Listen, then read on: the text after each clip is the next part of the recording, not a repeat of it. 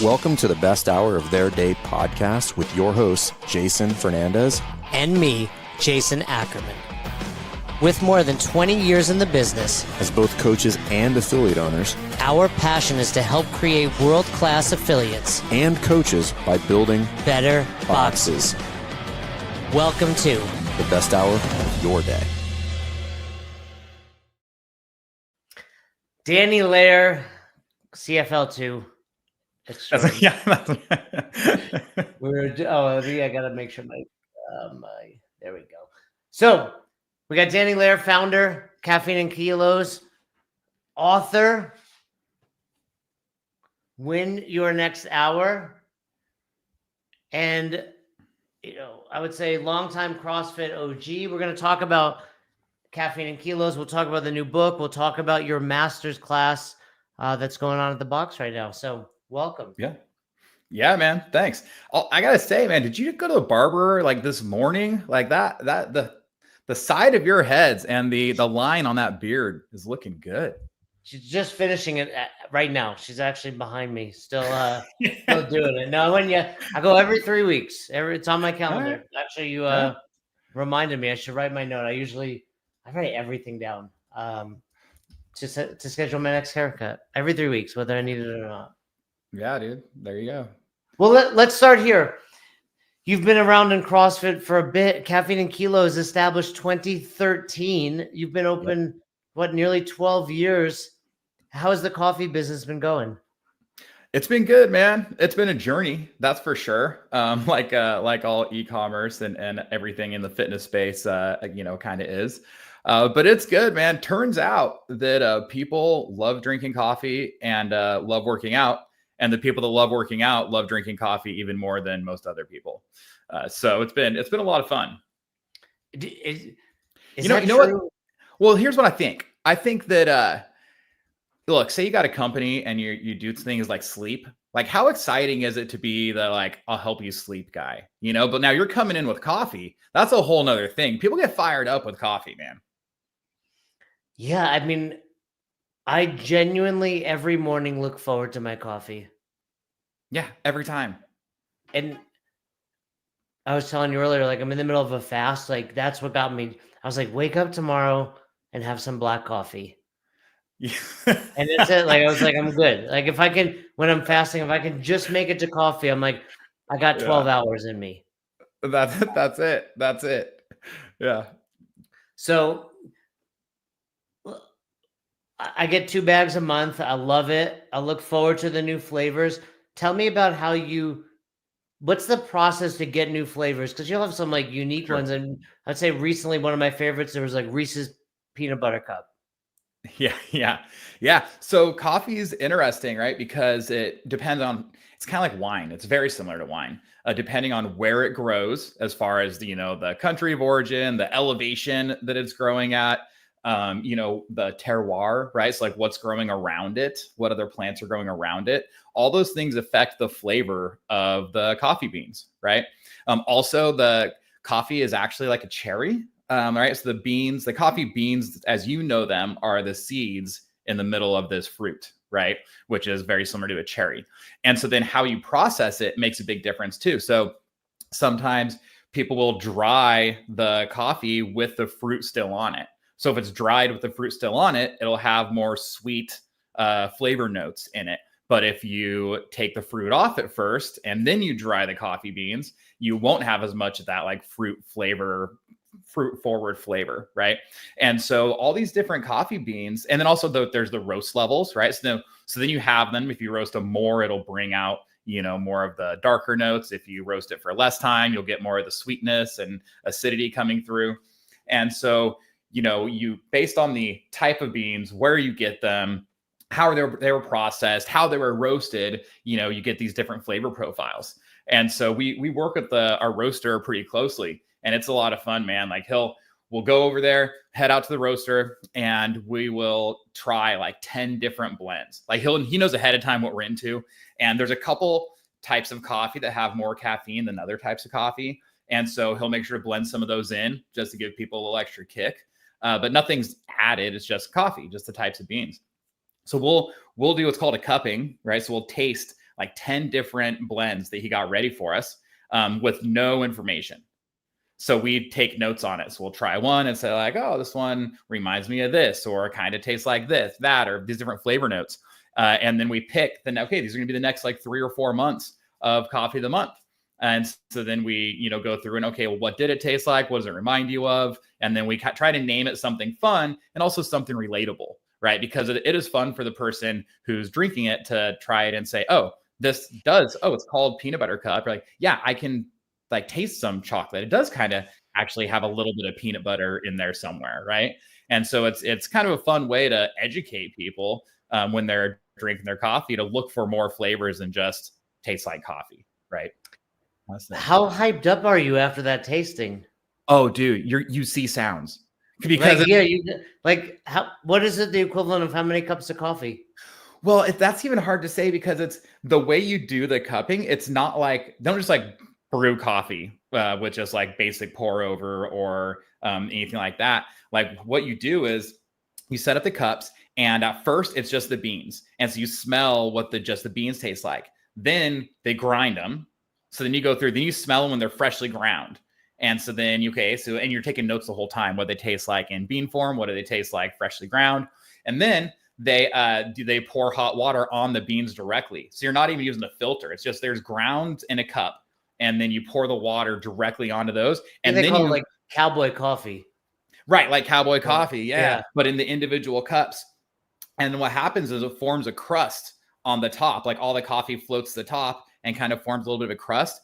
And so you let it steep for a few minutes. Then you go through and you break the crust, and that's like a different aroma. So you go through with the spoon, you like have to get your nose like all up on this cup, and you just like push some of the grounds away, and so a lot of times that's the first smell that's like really tells you what's going on here, and then you just kind of with a spoon, you scoop those grounds off the top. So now you have that cowboy coffee that was, there's still some grounds in the bottom and stuff. So even though you might only be like sipping these coffees, like the pungency or whatever you want to say, right? Like it's super strong. And so you go around and just like sip on these coffees, and it's amazing how just sipping on these coffees, like you all of a sudden I'm leaving there and I'm like, why am I anxious?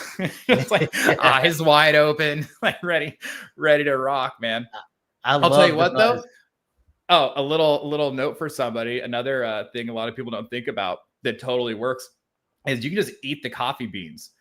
And so at Caffeine Kilos, at our booths at the CrossFit Games, especially back in the day in the Carson parking lot, is we'd have this like bowl of beans in the middle of the booth that was there as decoration. But then over the course of the day, you just like grab a few and kind of toss them in, just kind of like chewing on these coffee beans all day. And then the same thing happens. All of a sudden you realize you're like, what's that buzzing noise? Mm-hmm. Right? And it's like, oh, that's me. I put down 800 milligrams of caffeine in the last hour by chewing on these coffee beans. Right. Well, you've kind of made your mark through coffee in this space, but we wanted to have you on to talk about the master's program because you're super proud of it. And, you reached out to share about it because I think it's vital. We have been hearing from affiliates about getting new people in the door, and we forget there's this massive demographic of people that not only need it, but can afford it, have the time to do it. So tell us about how you got started with the master's program, and then let's talk about how an affiliate that's interested can launch their own. Yeah, for sure. So my affiliate, CrossFit Excel, we started in 2008. So we've been around for a while. And we're doing pretty well. We have around 230 CrossFit members at the gym. And so we've been doing it for a long time. It's been a lot of fun. We have great coaches. And we had this coach, 6 or 7 years ago who she was interested. She said, I really want to do a program for older people. She's like, people like my mom who, they could do this, but they're scared to start. Right. And like, how do we get these people to not be too intimidated to walk into the gym and things like that? But it never really happened because what we found is, or my idea at the time, I thought at the time that's proven to be accurate, is you really need a person. Like you need a coach who is, excited about this and who wants to kind of like take this thing, take it by the helm, right? And really run this side of the program because there is some special things about it. So we were just kind of waiting for the right person. And then what happened is we have this lady who joined. She was 55 years old when she joined the gym, and she joined it because she was going to go climb up Mount Shasta. And she said, okay, well, I want to get in like good enough shape to do that. And then what happens to a lot of people is she fell in love with CrossFit. She's like, man, this is actually great. And she crushed that Mount Shasta climb, and then she just stuck around and then eventually became a coach. And she's in her early 60s, is coaching for us. And one day she came in and was talking about her dad. It's like, man, he used to be so active, and it's sad. She's like, it bothers me seeing him now. Like, he can barely tie his shoes, and he knows he should be active, but he's afraid to go for a walk because if he falls, 2 blocks from home, he may not be able to get up. And then you got to do a life alert thing just to get back to the house or what's going on. And she said, I want to help these people. Like, how can I do that? How can we do something here at the gym and do this program for older people? Call it CrossFit Silver or, whatever. That's what we call our program. And I told her, I said, Lori, I love this idea. We've been wanting to do this. If you're passionate about this, like, let's do it. Let's get it started. And she said, okay, I have 1 year till I retire. It's okay. And then the next day she came in and said, I turned in my paperwork. I'm retiring a year early. Like, I'm doing this thing. Like, she is so passionate about this. I said, okay, awesome. And so that's how we kicked it off. So I don't know if you want me to just keep going or if you have specific questions. That's all background, but we can get into the details, obviously. Well, and I think that's good to know. I think, why do you think it's important with a master's program that somebody leads it versus, and also, does it have to be someone in that demographic? Right. Great questions. So I think it's important. I think it's similar. I have a similar thought about the kids program, right? Like, any of your coaches could coach the kids class, but the people who really enjoy like working with kids, it's just a different attitude, even if they know it or not, right? Like, someone who really enjoys working with kids, look, I have kids of my own. I like kids. I would not want to be a first grade teacher. That's just that wouldn't be. When I was a teacher for a while, I taught high school, and that was awesome, but I don't know if I would do so well if I would make it a full school year with a bunch of 6-year-olds. And I think it's a very similar type of thing is, the funny thing is, everyone in that CrossFit Silver program or that master's program, what do you want to call it, every one of them could go to our regular classes. In fact, we have that. We have an 86-year-old woman who's been with us for 15 years, and she goes to our noon class 3 days a week, right? And she always has. But it's the intimidation factor of, they don't know, like, are they going to be able to modify things for me? Can I do this stuff? And sometimes the word CrossFit can be, scary. Oh, that's for people who are already in shape or are younger. I'm too old for that, right? All these things they tell themselves. So creating this program just for them, it makes them realize, like, oh, this is for me. I can do this, right? And so having that person who's just really in charge of that program, they're really the point person. Because a lot of times they can reach out when someone, get a lead for it, whatever, and they say, hey, why don't you come down, try a class? Hey, why don't you just come down and meet me? We'll talk about the things we do. And that's been really huge, is having that person who intimately knows the program and is excited about it and passionate about it. And the new, the lead will come in and get a little tour, and she takes them in the gym and says, hey, we do squats. You maybe, some people have knee issues, or you mentioned, you have this knee, but check this out. We got these boxes here. Look, we put this box right here. You think you could sit down to that box and stand up? They go, oh yeah. Okay. Yeah. Sounds great. That's a little bit higher than your toilet, and you got to sit down onto that thing. And so, oh, look, hey, you can just grab the rig here. If we're doing lunge steps, you can grab this, support yourself. You don't have to worry about falling over. We've got you covered, right? And just kind of make them feel at ease. And so again, that person who is passionate about the program, is excited to meet with people, excited to get them in, makes a difference. Do I think they need to be in that age group? I do not. No, I do not think that's necessary. Do I think it helps? Maybe, the fact that our coach is 60. Look, she got gray hair, right? She's in incredible shape. She's got abs, but she's also 62 years old or whatever, and so when they come in and they see someone who's, now they probably don't know she's 62. They probably think she's like 52 or something, right? She's in incredible shape. They go in and she's got gray hair, and it's talking to their peer and someone. I think that makes a difference. I will say, when she's gone, I sub the class. I love it. It's like it's so much fun. But I think to get started, I think it definitely helps to have an older coach meet with people. No, and I agree with you. I think just from a perspective of like, oh, they get me. Because the whole point is like, hey, we're taking this thing that is somewhat intimidating and making it less intimidating. And it starts with, well, I'm not intimidated by this coach, right? So, right. I mean, and one of the things you bring up, and I think this is what has to be navigated at the box, it's CrossFit is infinitely scalable. So why do we need it? Like you said, people come in, and I've had master's classes in the past, and I think there's definitely reason to do it. And the other thing is, it can often be done at a, like off-peak hour. Right. 100%. Right. So what time do you run your class? 10:45. Right. Like I would say like your younger demographic is probably working at that time. Like, people have flexible schedules and they work virtually.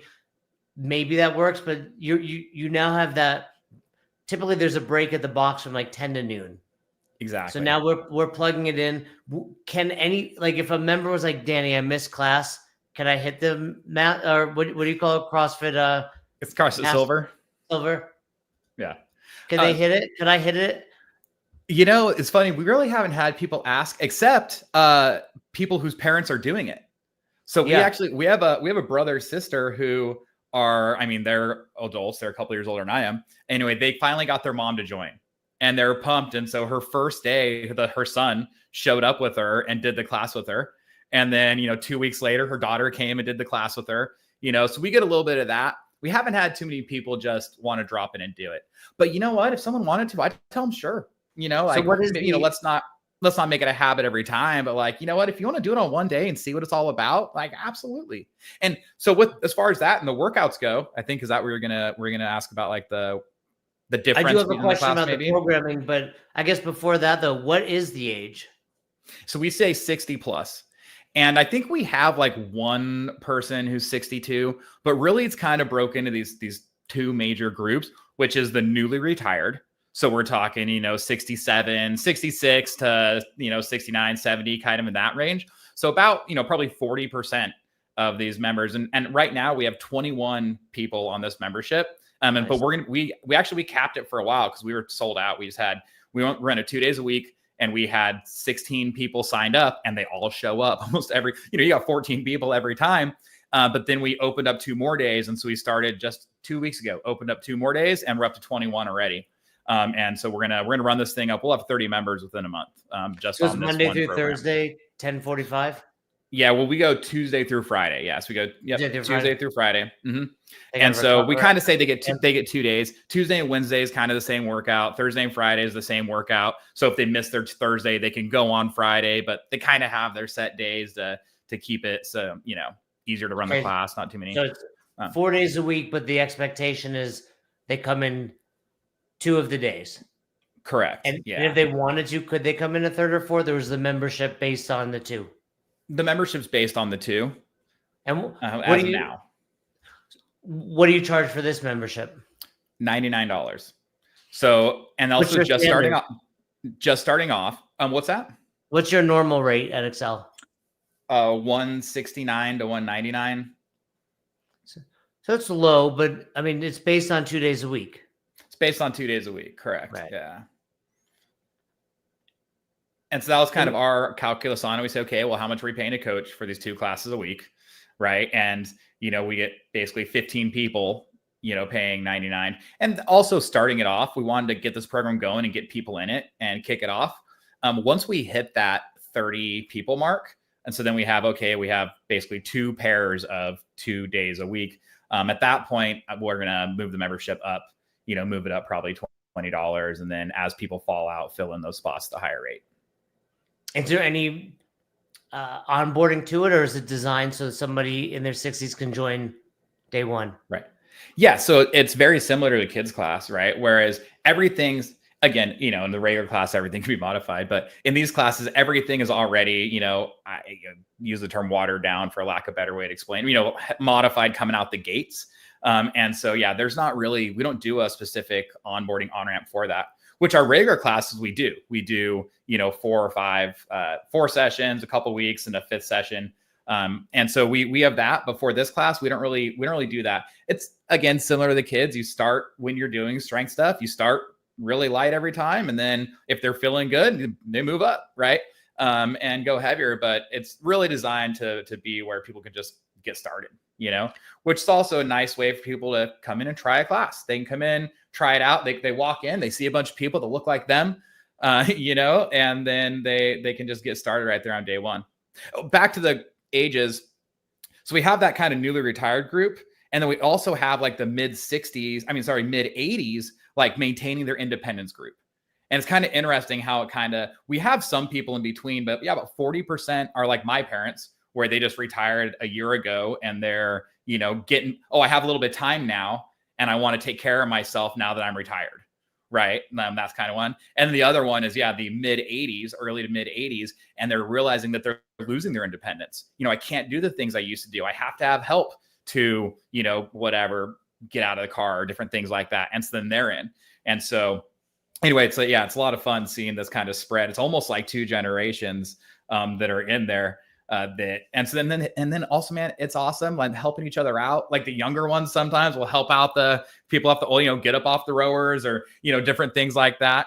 When they need it, when they're new. And then you notice 2 weeks later, it's like, oh, this guy he's just popping up off the rower, no problem, all by himself. Right. You see it in the gym, and then hearing the stories about in their everyday life is a lot of fun too. I know I kind of derailed us there. If you had a train of thought you were going on. No, I think it's interesting because I think you probably see more real life impact quickly. Yeah. Right? Like someone that like you said, like couldn't get up and down, and it's like, dude, within a couple weeks, they're probably doing that. We had a lady who came in and, here's a PVC pipe, strict press, and then she couldn't get her hands over her head. She's like, this is it. And we're like, no, straighten your arms. And she's like, this is it. That's all I got. Yeah. And we realized it's because her son-in-law or something been, living with her and helping out. And so anything that's up in the cabinets, they would just get out and put things lower and, doing these things for her. And so then she didn't even know it. She didn't even know that she couldn't put her hands over her head. Right. And so then 3 weeks later, it's like, hey, look at this. And her arms are straight overhead, and it's like, that seems like such it's these small things that are actually the big things. Right. And they'll come fast too. Oh, and she's pumped. She's pumped about it. The same lady, every Friday, her son would take her to the bank, which is like such an old lady thing, right? Like going to the bank once a week. I love it. Anyway, but they pull up and he has to go around, open her door for her. He has a helper stand up out of the car and like hold her hand while she steps up on. Being a good son. Yeah. And then hold her hand while she steps up onto the curb, and then she walks into the bank, right? So we got a new car and she's nervous because it's a little closer to the ground. And it's like, oh man. Well, then the first day he picks her up, takes her to the bank in the new car, he gets out to walk around and he looks up and she's halfway to the door. Mm-hmm. Right? Like on her own, she stood up out of this car, that's lower to the ground, stepped up onto the curb, started walking in the bank, and didn't even realize it. It was all totally organic. Right? He comes around the car, he's like, what's going on? Like, Mom, what are you doing? What are you doing? And she's like, oh, yeah, I didn't even think about it. Right. And so talk about like someone's life changing. You go from needing help to step up on a curb to now just not even thinking twice about it and popping up there, walking in. Right. And it's like these are the stories that just like every day someone in this class has a story that's similar to this, You got to get testimonials because that'll, like you said, that will blow up. Is the goal to have them stay there, or is the goal to get them into classes, standard classes? Yeah, that's a funny question. So our coach, Lori, she's always like, she wants to get some of them into the regular classes, right? Whatever. And not necessarily like they have to, but just like, I really think this person could do it or would benefit more from it and that type of thing. that's not my goal at all. And it's not necessarily her goal. It's just something she thinks about, I think, more than I do. I just want people to work out, man. Like I just want them in the gym doing CrossFit. And if they're like, okay, my parents are a great example. Like they're pretty active. I mean, they were playing rec sports when I was a kid. My dad still goes backpacking and hiking and still goes skiing and all this stuff, right? Um, he absolutely could do our regular classes. But he just like, he's there because he's there with my mom, wants to go the same time as she's going. And, and it's funny, they know everything's modified, but like they weren't going to the gym before we had this program. I think it's the intimidation factor, right? Oh, can I do it? Is it going to be too much? Are the coaches going to, modify it enough for me? Are they going to know about, my little, what are my bad knees or whatever's going on? And some of these people, when they start, like they legitimately, like they can't stand up off a rower on their own, right? Like they need help just to stand up from sitting on a rower, which then talk about progress fast, right? 2 weeks down the road, everyone can stand up off a rower without any help, but it's, so it's like, I understand why some people would think like, oh, I couldn't go do a regular CrossFit class. I need this special thing for me. But we're definitely seeing now people that are in that class. Like, I think they're getting more comfortable. They're realizing the things they can do, but they also form these bonds and friendships, just like in your other classes. And so a lot of times, when we opened up these other days, we're like, hey, if anybody wants to go to Wednesday, Friday now, go for it. And we actually ran a poll on them. I said, hey, do you want to, should we split it and say like 75 and under go on, Tuesday, Thursday, and 75 and over go on the Wednesday, Friday or whatever. Like and it was like, yeah, I polled them. Yeah. I took like, I had to do like a anonymous on a piece of paper, like write a 1 or a 2. And I tried to skew them. Like I tried to influence them to want to split up by age group because I thought it would be a better program that way in certain ways. And it was like 16-1. Like nobody wanted to do that shit. They're like, no, we like this group. Like they're friends. They've been doing it for a couple months now. Like they just didn't want to be split up. I realized. And I said, okay, that's fine. And there is a benefit to having kind of the age like gaps in there too. Just like standard CrossFit, right? You see just what exactly. Be, right? And yeah, probably some of those 80-year-old men are like, don't get rid of these young 60-year-old ladies. Like I need that young blood. Yeah. I think a good reason to consider this at your box is someone in this demographic, and for that matter, like anyone that's intimidated walks in or like, and what they hear is we can modify this for you versus right. These guys are showing up and the feeling is like, oh, this is designed for me. Right. Exactly. Right? We're not changing anything. This is actually, hey, we've designed this for 60-plus-year-olds. And as you experience more of this, you'll know more of what they need and where their, failure is occurring at their age, right? Like you said, it's like totally. We wouldn't have considered simply reaching overhead or getting in and out of the car. We're like always concerned with, can you squat? Can you, deadlift? But like even more important life tasks. How are you attracting new people? Well, the first batch, like the first, dozen people were mostly, parents or grandparents of our members. That was a big part of it.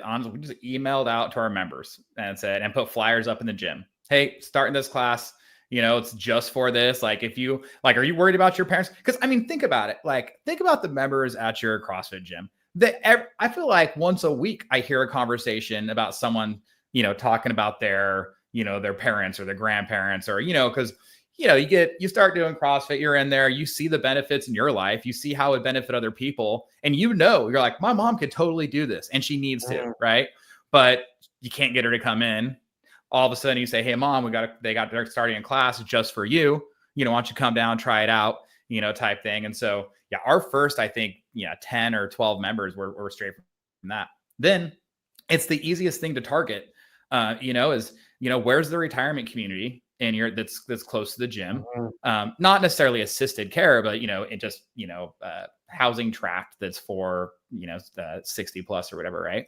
And then we just ran Facebook ads, dropped a pin in the middle of that community on a 1 mile radius, and then we took we took our coach talking about it, saying, hey, got this CrossFit Silver, come on down, it's just for ages 60 plus, and then we And then what we did was every time a new person signed up, they would sign up and then we would take their picture and then we'd post on Instagram, say, hey, congratulations, or excited for our new member, Sally.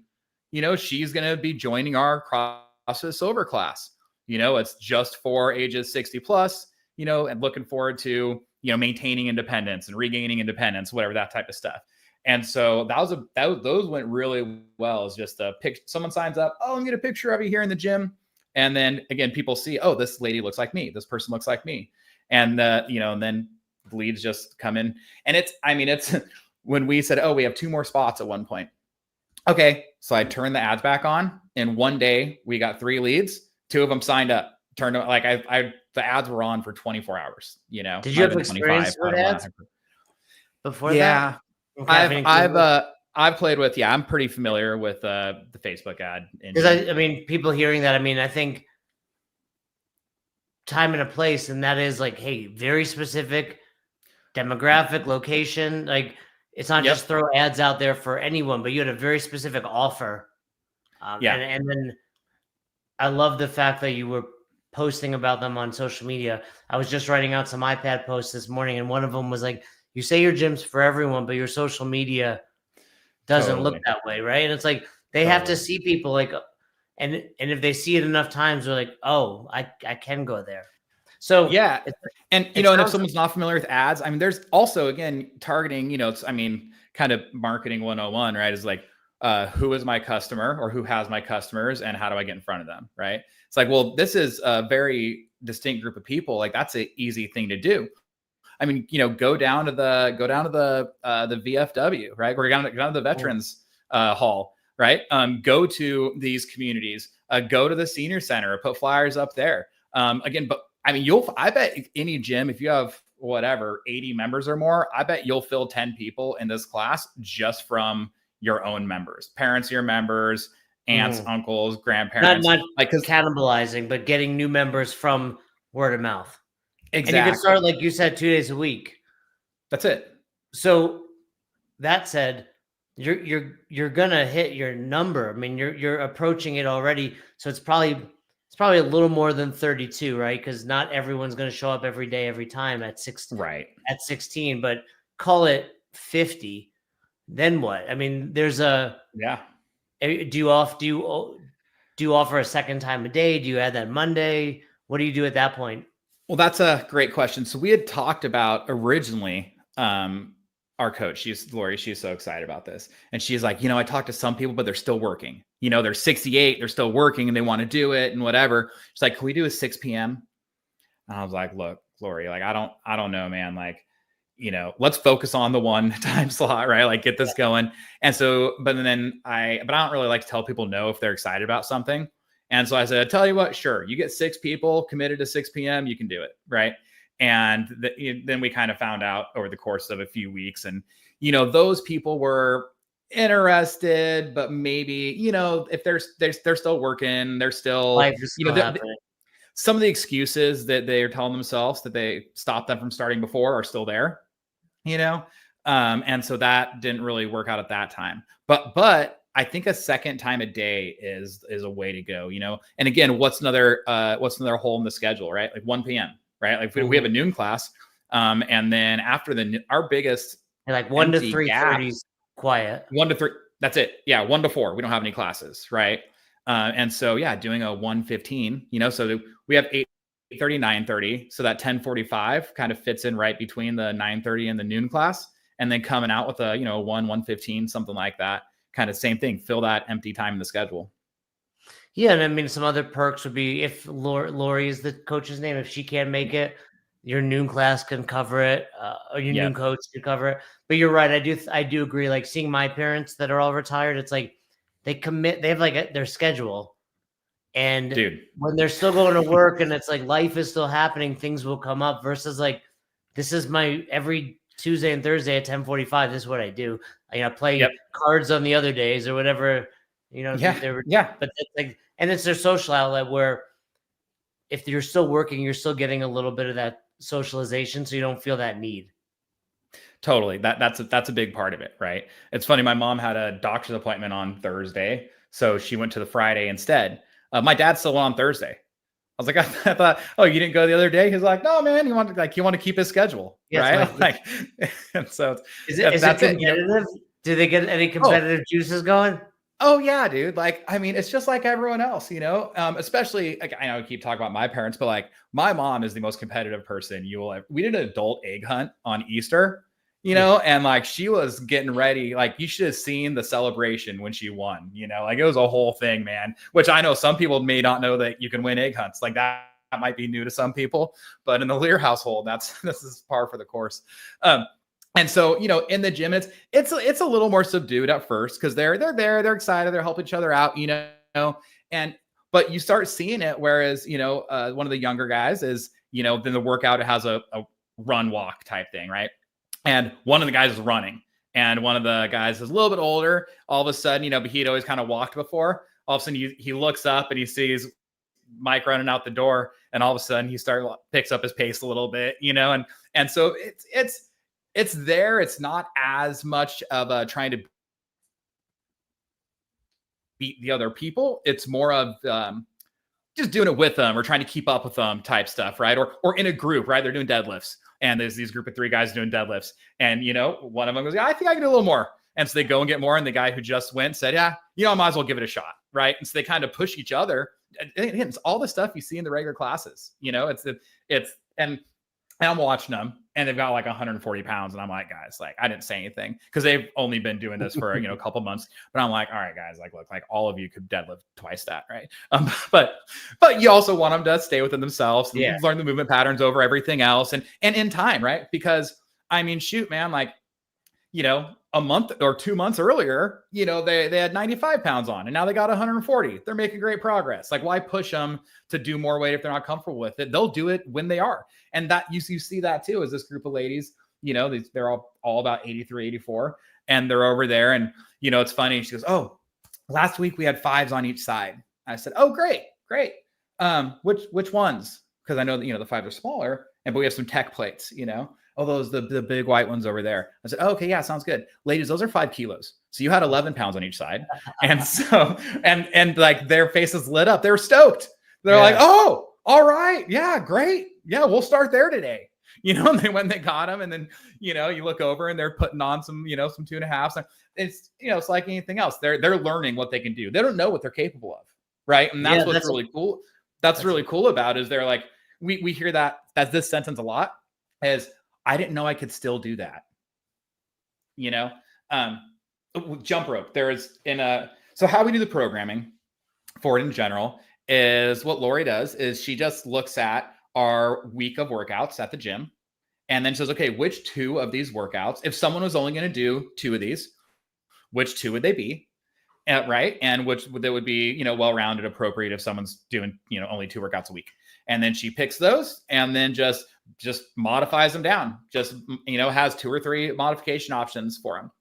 So so a lot of times it's the same workout that everyone else is doing that day, which is great. That's ideal, right? Because you want them to see that, look, you're doing the same thing as everybody else, and so one of the days I was subbing her class, this workout, was the class workout for that day. And there's some double unders in it. And I know she left that part off. She had like the other 2 or 3 movements, but left off the jump rope. And so I was like, well, we're doing that. And so I just wrote it down. I just wrote down jump rope and I said, we'll just see how this goes. Right. You don't want to baby these people, right? Like they're capable more than, maybe they're more capable than you think, right? Who knows? Mm-hmm.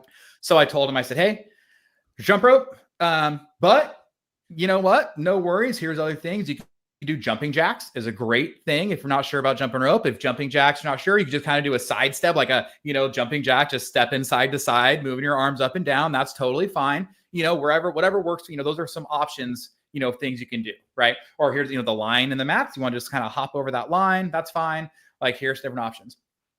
And I thought that was just going to be that. Well, then all of a sudden hands, going, well, what's up? What's up? Where are the jump ropes at? Where are the ropes? Oh, they're right there on the other side of that wall. Oh, half the class goes over there, grabbing the ropes. Dude, they're giggling, swinging these things around. They're laughing. I hear one of them, she's like, I haven't done this since college, right? Like they're just having a great time. And then when it came to the actual workout, I think 2 or 3 of them use the jump rope, and the rest of them did either the jumping jacks or the side straddles or whatever. But, it was one of those things where we could have easily just, we're not going to include that because no one in this group is going to be jumping rope. Well, I mean, shit, that's up to them, right? So you're dangling the carrot. And I mean, going back to what I asked earlier, I do think at some point you'll probably get like little cohorts of like, let's do the real, real, but few at a time, because the upsell is like for $70 more, you get 4 times the options as far as days and times and all that stuff. Yeah. Did you have them do the open? 10 classes a day. You know what I mean? It's like, you got so many more options, right? Did they do the open? Did they do the open this year? You know what? No, we just launched this program. Man, I don't even know. It was like November, December. It was like, this is pretty brand new. And so they'd only been doing it. We didn't have anybody that signed up, I don't think, but we did the Friday night lights, and a handful of them came down to hang out, watch the open workouts, do that. We had some kids to the open, kick off Friday night lights with one heat of just kids. Yeah. And that's what's cool about it too, is we got 3 generations for some families in there, right? You got people that have been members with us for years, and their kids do the kids class, and their parents do the cool. Silver class. And, you see the grandparents are talking to the kids. They're all talking CrossFit. They're all talking about how much they deadlifted. It's wild, man. And I think there'll be opportunities like the open or Murph coming up where you can come do class with us, and we'll have a little, masters or silver group, if you will, doing Murph. I'm getting a weight vest on Sally. First thing, Have you gotten any people join your gym because of, one of the silver people brought their kids in? Not the silver people brought their kids in. We have had them bring their friends in. Someone signs up and then says, "Oh, I got to, my friend's got to do this," and for more of the silver with them. Yeah, for more of the silver at this point. Yeah, that's cool though. But again, like I said, you're gonna exceed capacity soon. Oh, totally. I mean, I look at it like this, right? It's like, hey, if you could drop in 30 more members that are excited about it, have major impact on their life, all this type of thing. Like, I mean, what impact would that have on your gym, right? Like and even if you just do, say it's not even that successful, you get, 15 new members, and you got a coaching twice a week. And it's just such and in a time slot where it's just dead space. Like you're paying, like we're paying lease on that spot, right? And you'll be able to, like you said, probably go up to, 119 or 129. It's going to be supply and demand soon enough. Like you're going to have to. And then I would imagine in time also, you're going to see some of these people become coaches. Yeah. That's going to be cool. When like it'll be just like your standard, like, because they'll see Lori coaching, like, oh, I can do that. Like a level 1's coming to California, I can take that. Like once you start, these are people that have the time, have a little disposable income, hopefully as retirees, right? So lots of perks there. I think if anyone's listening, great takeaways here on how to do it and how to do it well. And I think just to recap, I think a couple of the things you did really well were having the right coach. I think that is vital, because I think you're right. Like if the kids is a great analogy. Like I'm going to burn out coaching kids. Right. And I think if you don't have that right mindset going into you're not going to see a 2-minute Fran, but you're going to see people getting their arms over their head or hearing like, I didn't think like that. And then you have to be a type of coach that's what gets you fired up. And then keeping it, I love that you've really kept it like small to start. You tried the 6 p.m., not quite as, successful, but now attempting other things. And it doesn't have to be this massive thing. It's like we get 50 people. I mean, crunching the numbers at 99, that's, $5,000. And, even if you're paying your coach handsomely at like 30 to 40, that's still a $4,000 profit a month for the gym. Right. And a satisfied coach. Cool. Well, before we wrap up, I do want to talk about your book. One more thing on that program that you mentioned that also I didn't necessarily expect that we've seen is we've had old members come back to the gym to join the program. Like we had a member, she was a little older and she was doing CrossFit, and she just kind of felt like at some That's point, great. I think, she just felt like it was too much, or she knew she could modify things, but just kind of fell out of it. Right. And wanted to come back, but it was the intimidation factor. I don't know. I'm a little bit, and, she's 67 years old. And I know I did it for a while and I loved it, but just starting over again is intimidating at my age. Right. And so she just signed up. Boom. She's back. She's doing the silver class now. That's a really great point. I mean, every gym has a list of people in their 60s that are no longer and we talk about a reinvigoration campaign just to invite people back. I'd be like, hey, come in for the month. Yeah. See these people just like you. And that's guaranteed they're going to stick around. So what made you write this book? Oh man, winter next hour. So through Caffeine Kilos, right? And my experiences in entrepreneurship with Caffeine Kilos and everything, and with the gym and all that, I realized I had some unique experiences from, traveling around the country, meeting people who have started businesses from scratch and ended up selling for, $1.6 billion, or, we're having $200 million a year revenue businesses. And they started from nothing. And then, or Olympians, like I'm friends with a handful of Olympians. And I was just thinking, what I realized through all these people, these like ultra high achievers, right? NFL athletes, NBA strength coaches, like all these head strength coaches at Division I schools, all these people, I noticed they kind of say the same things. They think the same way. They do the same things.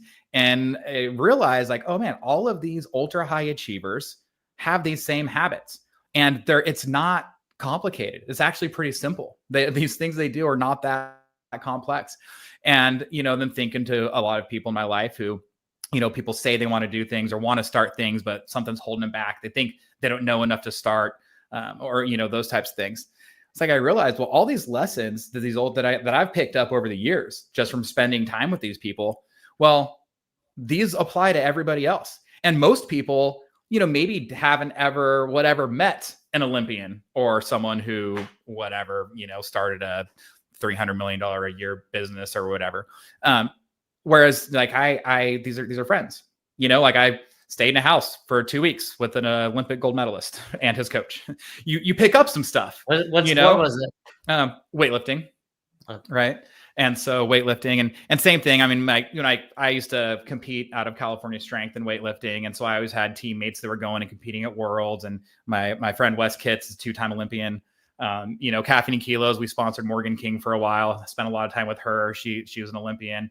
And then, world record holders in powerlifting. It's like all these people. And I just noticed time and time again, it's like, man, all these guys like kind of do the same stuff, think the same way. And all those lessons can be applied to anybody. So that's what Winter Next Hour is all about. Is most people have a goal in life. Maybe it's, maybe it's not the Olympics. Maybe you just want to hike the Appalachian Trail, right? Or you want to start a business. Maybe you don't want to start a multi-million-dollar business, but you want to start a coffee trailer and have something on the weekends. Maybe you want to lose 40 pounds, but people are intimidated to start because they think they don't know enough. Whereas the reality is, as you know, Jason, you just have to start, right? And you figure the rest of it out as you go. And so in Winter Next Hour, I have a framework, very simple, easy to follow framework of how to not only get started, but accomplish whatever goal it is you want to do. It's not really a raw book. It's more of a tool that people are actually using to have success in life. So that's been really cool. I go to this climbing gym as a hobby here, and I run into this guy, and I haven't seen him in a couple of years. And he said, "Hey, Danny, I bought your book. I wanted to tell you that for the past couple of years, I've been wanting to start. Here's like an example. I've been wanting to start a group kind of like the FCA, like Fellowship of Christian Athletes. He's like, I want to do one for the coaches. There's a bunch of coaches that have, faith, and I've always wanted to do it, but I just never have for whatever reason. I've been wanting to do it for years. I read your book, and the first thing, your piece of advice you gave, the W in the acronym WIN, I said, all right, well, I'm just going to do it. And I started telling people, started it. Well, now we've been doing it for 12 weeks, and I got 10 people showing up every week. Right. And so sometimes these goals aren't these, crazy big things. They're just something people want to do, but for whatever reason, they're not. And so it was a simple framework, toolkit you can use to actually accomplish your goals, get the stuff done that you've been thinking about. I love it. And I of course, I agree with you. I think so many people just get paralyzed, right? Paralysis by analysis and overthinking. And it's like, just start. So what's the acronym? So it's WIN, W-I-N.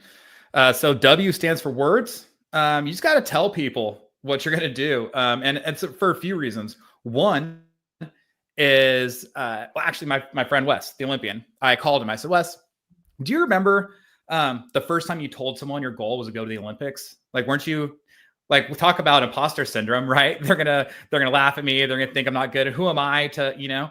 And he said, yeah, man, absolutely. But then he said he realized that if he can't even get himself to say it out loud, how's he going to believe it himself? Right. And so just by telling people what you're going to do or what you want to do, you start to get some self-belief. It bolsters your self-belief because the more you say it, the more you believe it's possible. And you'll realize that people aren't going to be laughing. They're going to say most of the time, they're going to be like, oh, that's really interesting, or that's really cool. And the ones who maybe are haters on it, then whatever, you deal with them separately. But you'll find that that's not the case most of the time. 90% of people are going to be supportive and they're going to tell you can do it, right? Also, they're going to start asking you about it. So not only you get that self-belief, and I have accountability. If you tell someone like, okay, I'm going to, me personally, on June 2nd, I'm going to do a bike ride around Lake Tahoe. It's 73 miles. Okay. Up until like a month ago, I haven't ridden a bike further than, I don't know, like 10 miles when I was in the Boy Scouts. Right.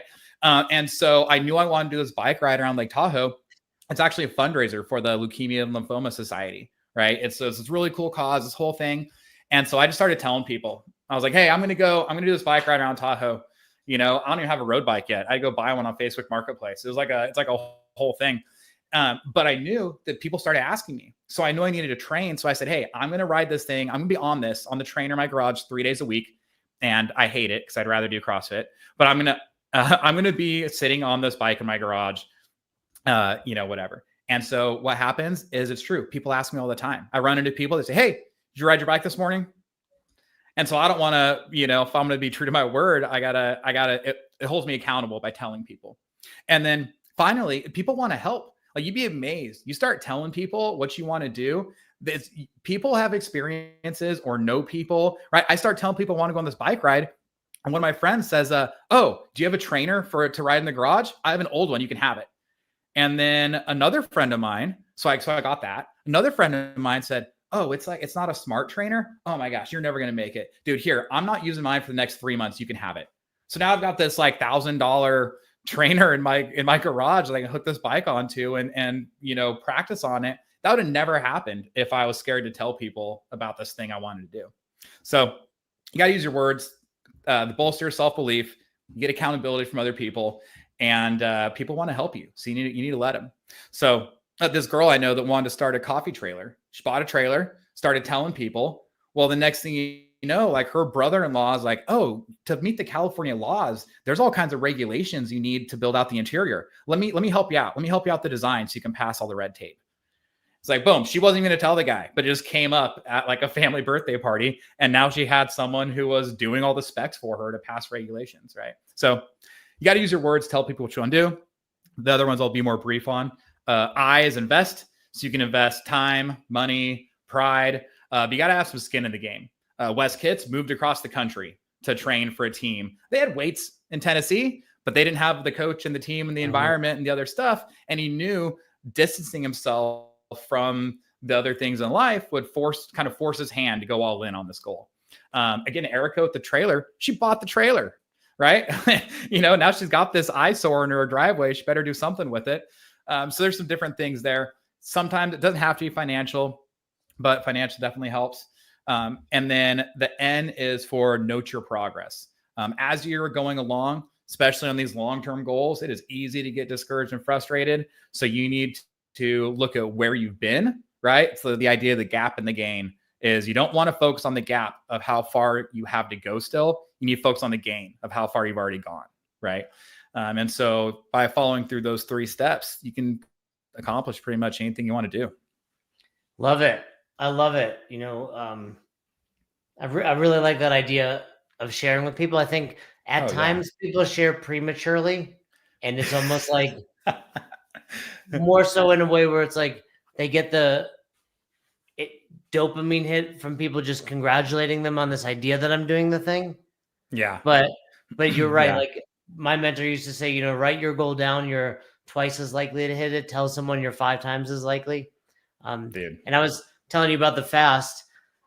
Yeah. I've really not told many people about it. And I think in part you're doing like, oh, now it's like I have like a baked in excuse, like no one knew. Totally. Right. Like, totally. like I'm in the middle of a 72-hour fast. But I told my buddy John, and I didn't even remember telling him, but I saw him Sunday. He was like, how's the fast going? Right. I was like, Yeah. I told you about it. He's like, yeah, you said you're starting. I was like, damn, now I got to do it. Like John knows I'm doing it.